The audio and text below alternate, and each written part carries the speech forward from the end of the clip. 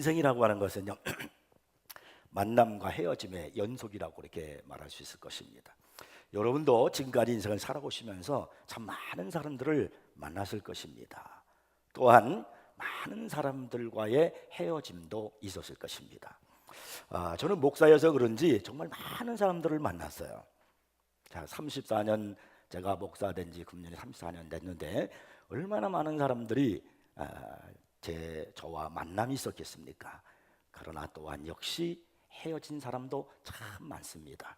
그런데 우리들이 이 만남 속에서 어떤 만남은 우리에게 유익이 되고 행복하고, 그리고 어떤 또 만남은 한 사람의 인생을 송두리째 바꿔놓는 그런 만남이 있기도 합니다. 근데 반면에 또 어떤 만남은 고달프고 괴롭고 죄악된 길로 가고 인생을 망치게 하는 그런 만남도 있습니다. 누가복음 10장에 보면은 예수님께서 한 비유로 말씀하셔요. 사마리아인의 비유를 말씀하시는데 거기에서 우리 예수님은 가장 우리에게 적절하게 이 만남의 중요성을 가르쳐주고 계십니다. 어떤 사람이 예루살렘에서 여리고로 내려가다가 강도를 만났습니다. 그래서 있는 거 다 빼앗기고 거의 죽을 지경까지 되었습니다. 그때 이제 마침 한 제사장이 그 길로 내려가다가 그를 보았는데 피하여 지나갔어요. 이번에는 레위 사람 역시 그 길로 지나가다가 역시 그를 보았지만 피하여 지나갔습니다. 그런데 어떤 사마리아 사람이 여행하는 중에 거기에 이르러서 그를 보고 불쌍히 여겨서 그에게 기름과 포도주로 상처를 붓고 그리고 자기 짐승에 태워가지고 주막으로 데리고 갑니다. 거기에서 어느 정도 치료를 해주면서 주막 주인에게 부탁을 하는 거예요. 데나리온 2를 주면서 이 사람을 잘 돌보아 달라고. 이 사람이 지금 피를 흘리고 죽어가고 있었는데 살려달라고. 그러면서 말하기를 내가 다시 돌아올 텐데 혹시 이 사람을 치료하는 데 있어서 비용이 더 들면 제가 꼭 드리겠습니다. 그리고 그 사람이 떠나가요. 이 강도 만났던 이 사람이 죽을 수밖에 없는 그 환경 속에서 잘 좋은 사람을 만나가지고요 살아난 거예요. 근데 이 강도 만난 이 사람은요 참 인생 속에서 강도 만난 게 불행해요. 잘못 만난 거예요. 그래서 있는 거 다 빼앗겼다 그러는데 아마도 예루살렘에서 여리고로 내려가다 만났다 그랬거든요. 예루살렘은 수도요, 여리고는 지방이에요. 그래서 우리가 성경을 통해서 추측해 보는데 아마 도시에서 수도에서 많은 어떤 사업이라든지 돈을 벌어서 그리고 꿈을 가지고 자기 고향 여리고로 내려가고 있었던 것 같아요. 그러다가 강도를 만나서 그가 가지고 있는 모든 거 다 빼앗기고 그리고 죽을 지경에까지 이르게 되었던 거죠. 이건 잘못 만난 거예요.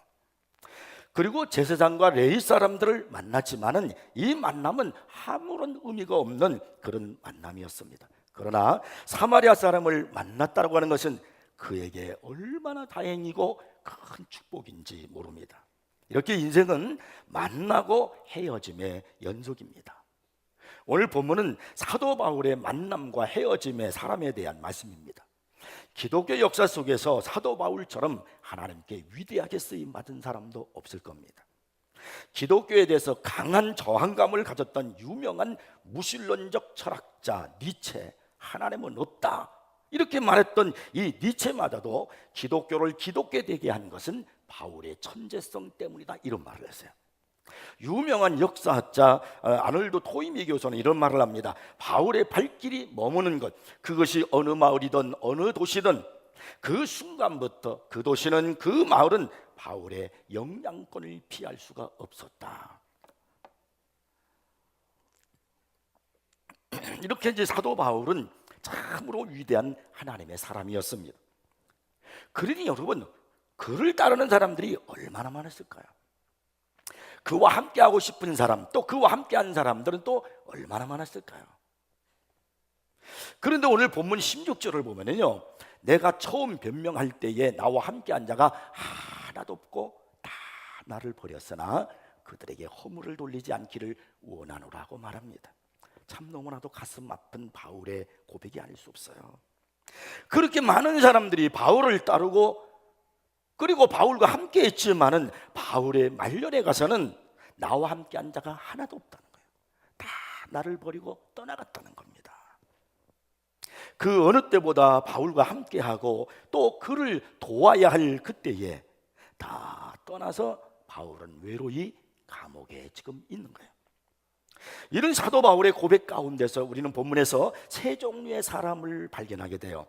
사도 바울은 자신의 인생의 마지막에 지금까지 함께 했던 사람들, 만났던 사람들, 헤어졌던 사람들을 떠올리면서 특히 세 종류의 사람에 대해서 말하고 있습니다. 첫째는 해를 입힌 사람이 있어요. 오늘 보면 14절에 보니까 구리세공업자 알렉산더가 내게 해를 많이 입혔음에 주께서 그 행한 대로 그에게 갚으시리니라고 그렇게 말씀합니다. 알렉산더라는 사람이 누군지는 잘 알 수가 없어요. 그러나 그 당시에 알렉산더라는 이름도 흔했던 이름이었기 때문에 그냥 알렉산더 그러면 잘 모르니까 아마 사도 바울이 그에게 그 앞에다가 구리세공업자라고 하는 그의 특별한 그 직업을 거다 넣어서 누구인지를 알게 했던 것 같아요.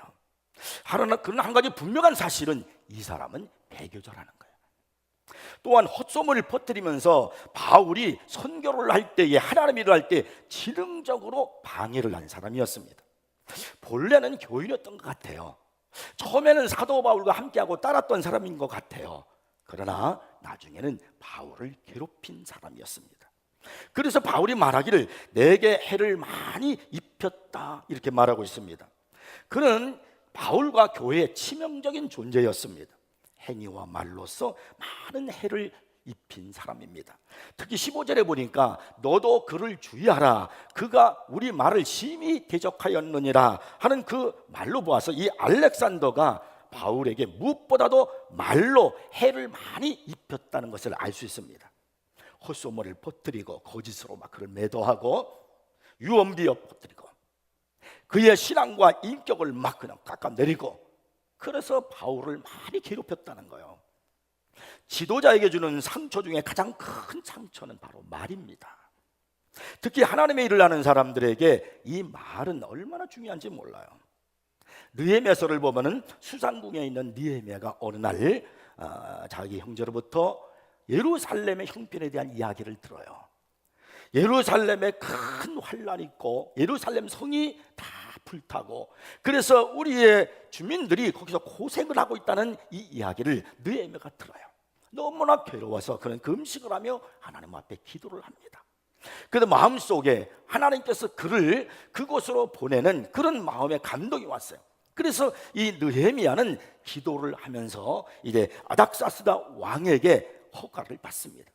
이 느헤미야가 그래서 이제 예루살렘으로 돌아와서 백성들과 함께 예루살렘 성벽을 쌓기 시작하는 거예요. 그런데 이 느헤미야를 방해하는 사람이 있었습니다. 그들이 바로 산발락과 도비아입니다. 그들은요 아주 집요하게 온갖 거짓말로 백성들에게 헛소문을 퍼뜨리는 거예요. 예레미야가 이곳에 총독이 되려고 저렇게 한다. 그는 아무 신도 없는 사람이다. 느헤미야가 건축하는 저 성벽은 여호가 올라가도 무너지겠다. 별의별 말을 막 하는 거예요. 심지어는요 오노 평지에서 우리 만나자 이렇게 전가를 보내요 느헤미야에게. 그래서 우리 서로 화해하자 제의를 했지만 사실은 그게 아니에요. 느헤미야를 죽이려는 음모였습니다. 이 느헤미야가 그런 상황 속에서 얼마나 괴롭고 힘들었겠습니까?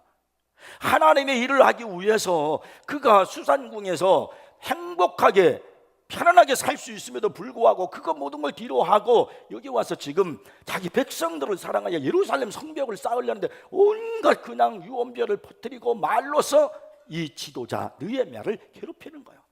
너무나 힘들지 않았겠습니까? 그래서 그는 이 느헤미야서 6장 9절을 보면은 느헤미야가 기도를 해요. 뭐냐면 하나님 내 손을 힘있게 하옵소서.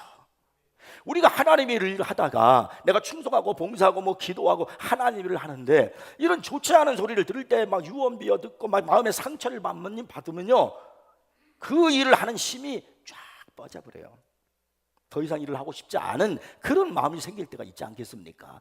지금 느헤미야가 그랬던 것 같아요. 그래서 그 하나님 앞에 기도합니다.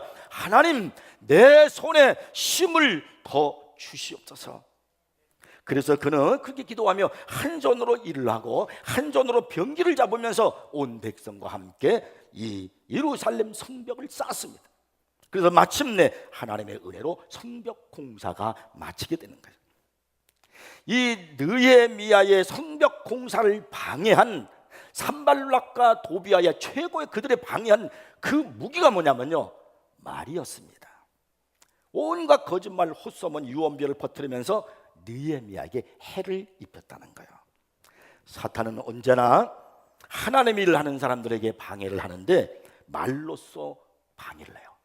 하나님의 사람들에게 상처를 주는데 말로 상처를 주는 거예요. 오늘도 얼마나 많은 사람들이 이 말 때문에 상처를 받고 은혜의 길에 방해를 받고 있습니까? 이 구리 세공업자 알렉산더라는 이 사람이 너무나 얼마나 괴롭혔으면 사도 바울이 나에게 해를 입혔다라고 그렇게 말하겠어요. 그리고 디모데에게 저를 주의하라고 그렇게 말을 합니다. 그러니 이 알렉산더만 그냥 얼굴만 보고 생각만 봐도 사도 바울은 괴로웠을 겁니다. 그와 비슷한 외모를 지닌 사람이나 또 그와 비슷한 목소리를 가진 사람의 그 소리를 듣는다면 아마도 바울은 괴로웠을지도 몰라요. 그런데 더욱 아프게 하는 것이 있었어요. 그래서 뭐냐면 이 바울은 지금 무엇을 하고 있어요? 복음을 전하는 거예요. 사람들에게 하나님의 복음을 전해서 생명을 주고 그리고 구원을 위해서 그가 자신의 모든 인생을 바친 거예요. 그런 진리를 위해서 살아가고 있었는데 이 바울은 감옥에서 지금 사형을 기다리고 있습니다. 반면에 진리를 벗어나고 그리고 이 바울을 심히도 그렇게 괴롭혔던 이 알렉산더는 밖에서 자유롭게 마음대로 활동하고 다니고 있다 이 말이에요. 여러분, 의를 행하는 자에게 억압이 생기고 진리를 벗어나고 해를 입힌 자에게 자유가 주어진다면 여러분, 이것처럼 불공평하고 또 괴로운 일이 어디 있겠습니까? 속상하잖아요.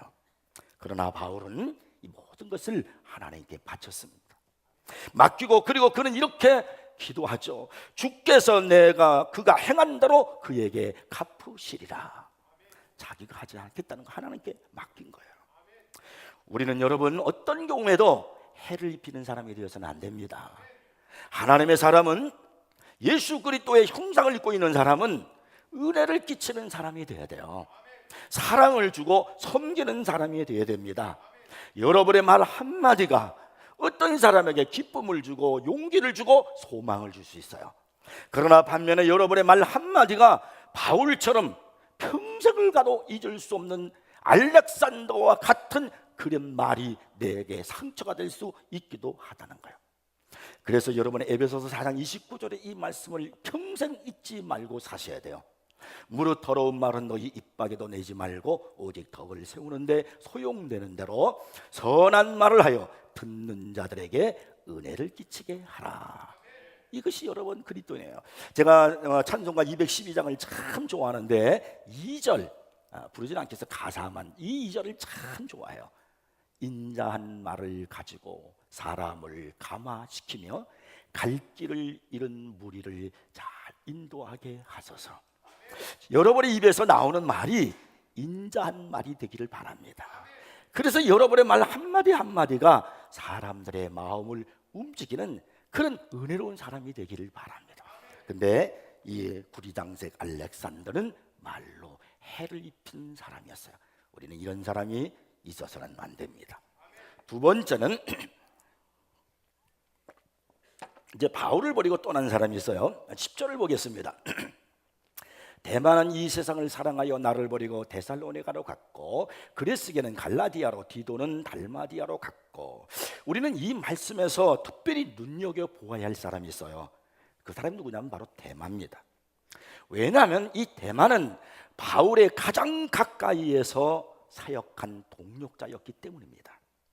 빌레모서 24절을 보면은 바울이 로마 감옥에 갇혀 있으면서도 로마를 향한 전도를 쉬지 않았습니다. 그때 로마에서 바울 곁에 머물면서 로마의 복음화를 위해서 복음을 전했던 동료들 가운데 몇 사람을 바울이 이제 소개하고 있는 거예요. 또한 나의 동력자 마가 아리스다고 데마 누가가 문안하느니라. 이 말씀에서 보니까 바울은 데마를 동력자라고 부르고 있다는 거예요. 이 말은 이 데마는 바울에게 꼭 필요한 사람이란 얘기입니다.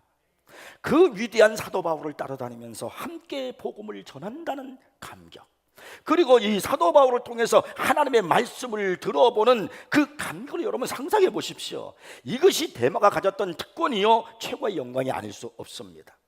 골로새서 4장을 읽어보면은 바울이 자기의 생애의 사역의 마지막까지 그 곁에 머물러서 수고한 동력자들의 노고를 기억하는 가운데 가장 중요하게 기억되어야 할 두 사람을 이야기하고 있어요.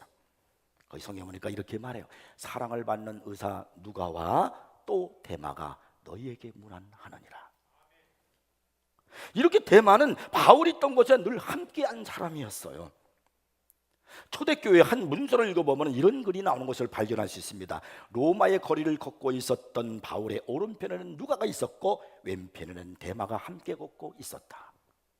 바울의 오른편에는 사랑하는 의사 누가가 있었고, 그리고 바울의 왼편에는 데마가 있어서 함께 복음의 길을 걸었다. 그러니까 바울에게 있어서 오른팔 같은 사람은 누가였고 왼팔 같은 사람은 데마였단 말입니다. 이렇게 바울과 함께 하나님의 복음을 열정을 가지고 살아갔던 사람이었어요.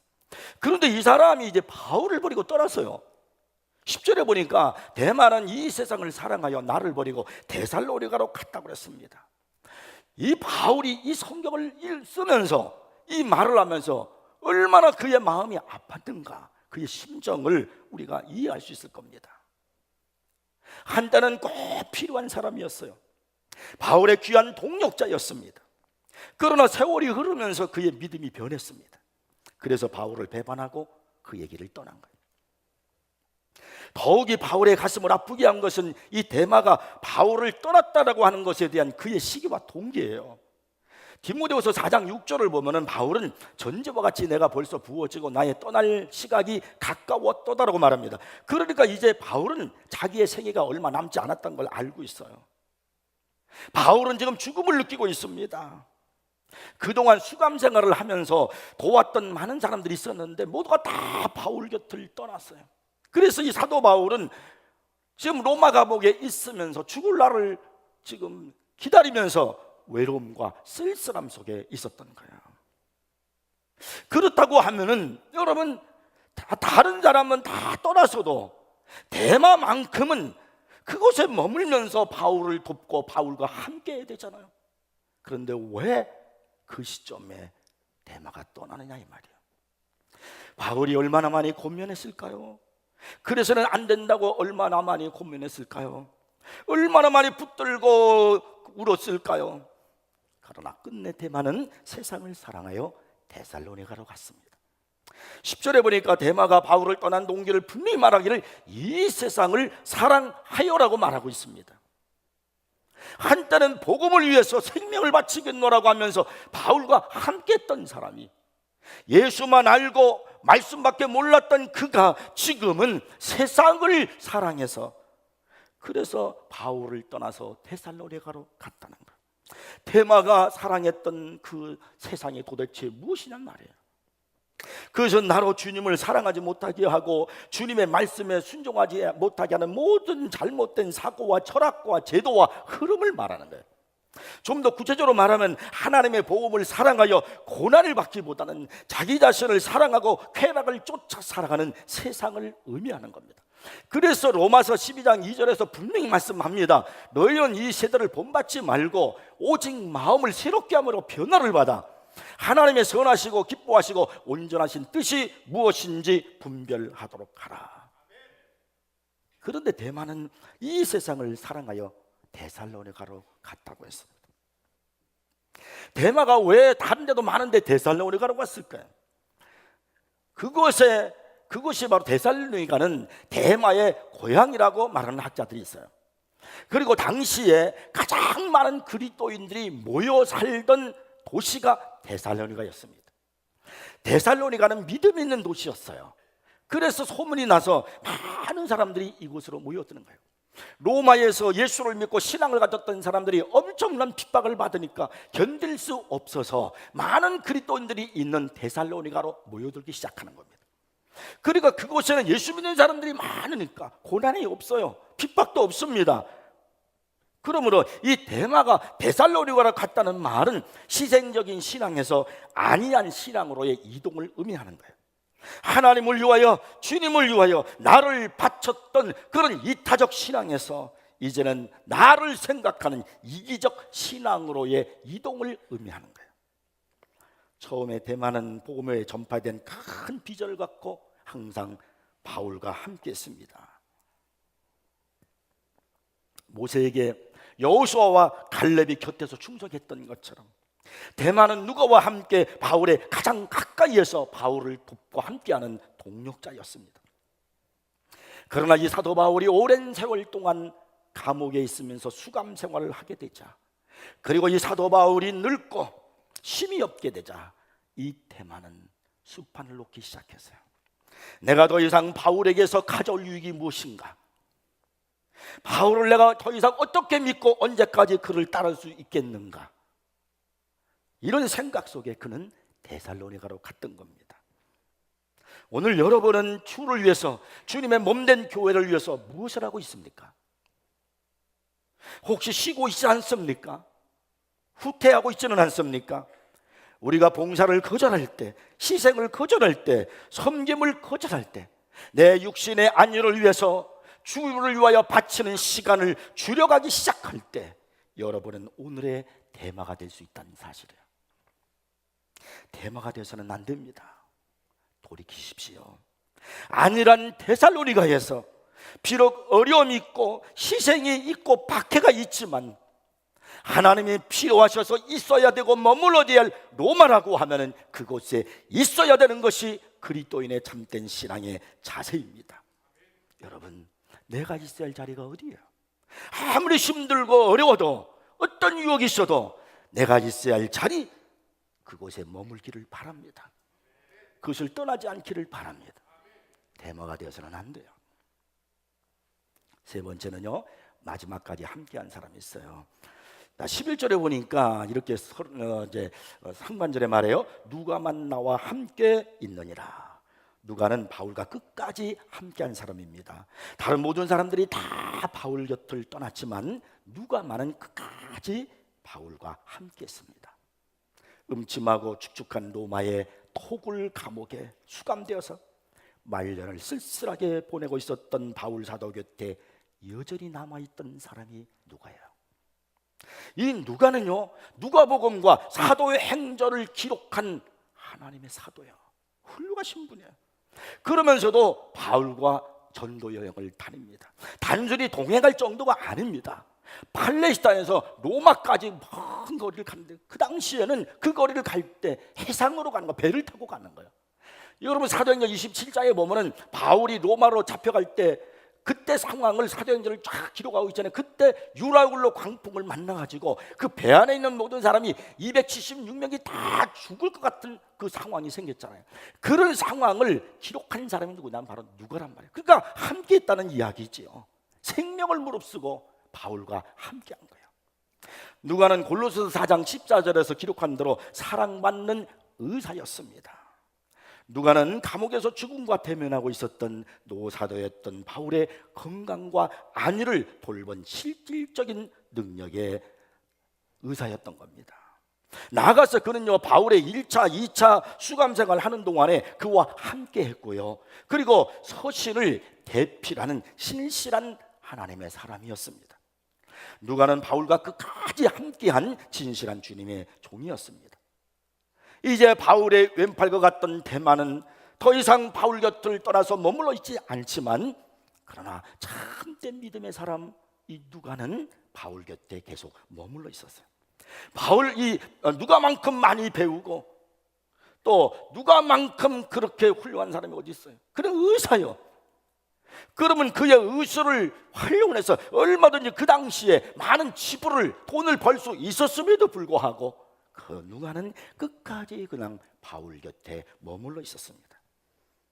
사랑하는 성도 여러분, 여러분도 누가와 같이 항상 함께하는 사람입니까? 저는 묻고 싶어요. 핍박이 있어도, 박해가 있어도, 눈물이 있어도, 희생이 있어도, 내가 교회를 섬기다 보면 아픔이 있고 부담이 되어도 누가와 같이 끝까지 함께하는 사람입니까? 아니면 내 육신의 안일과 편의를 위해서 데살로니가로 갔던 데마와 같은 사람은 아닐까요?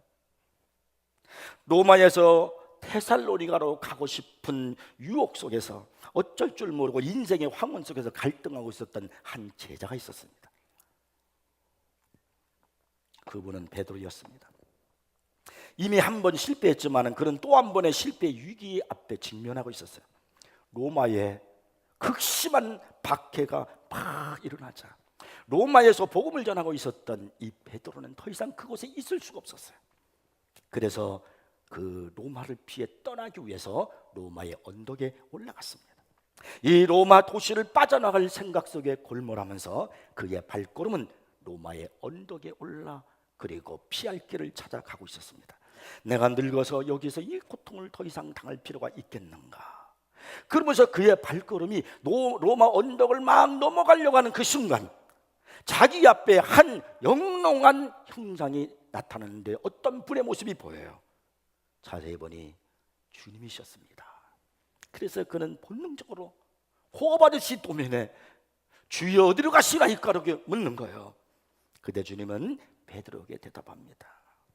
베드로야, 내가 등지고 떠나가는 이 로마로 다시 십자가에 매달리기 위해서 들어간다. 이 주님의 말씀에 이 환상의 베드로가 마음에 큰 충격을 받았어요. 그래서 그는 발걸음을 돌이킵니다. 데살로니가로 안일한 곳으로 편리한 신앙으로 가려고 했던 그가, 고난과 핍박을 피해서 가려고 했던 그가 주님을 만나고 주의 말씀을 듣는 순간 주님 잘못했습니다, 용서해 주십시오. 그리고 그는 로마로 들어가요. 로마로 들어가서 그는요 십자가에 거꾸로 매달려 피를 흘리며 순교를 당합니다. 그는 마지막 순간에 주님 영광을 돌렸고 자기 마지막 생애를 주님 앞에 장엄한 제물로 바쳤던 거예요. 오늘 여러분은 어떤 사람입니까? 어떤 사람이 되시렵니까? 해를 입혔던 알렉산더가 되어서는 안 됩니다. 우리는 도움을 주고 은혜를 끼치는 사람이 되어야 합니다. 대마처럼 변해서도 안 돼요. 기회주의가 되어서는 안 됩니다. 끝까지 충성해야 됩니다. 마지막까지 바울과 함께했던 누가처럼 끝까지 함께하는 사람이 되기를 바랍니다. 마지막으로 성경 한 구절을 여러분에게 소개해드려요. 히브리서 3장 14절. 우리가 시작할 때 확신한 것을 끝까지 견고히 잡고 있으면, 말씀과 예수 그리스도를 끝까지 내가 잡고 있으면 그리스도와 함께 참여자가 되리라. 주님과 함께 영광을 누리라는 말씀입니다. 여러분이 그런 분이 되기를 바랍니다. 나는 어떤 사람이 되어야 되는가, 오늘 말씀을 기억하고 결단하고 참된 믿음의 길을 걷는 우리 성도들이 되기를 축복합니다. 기도하겠습니다.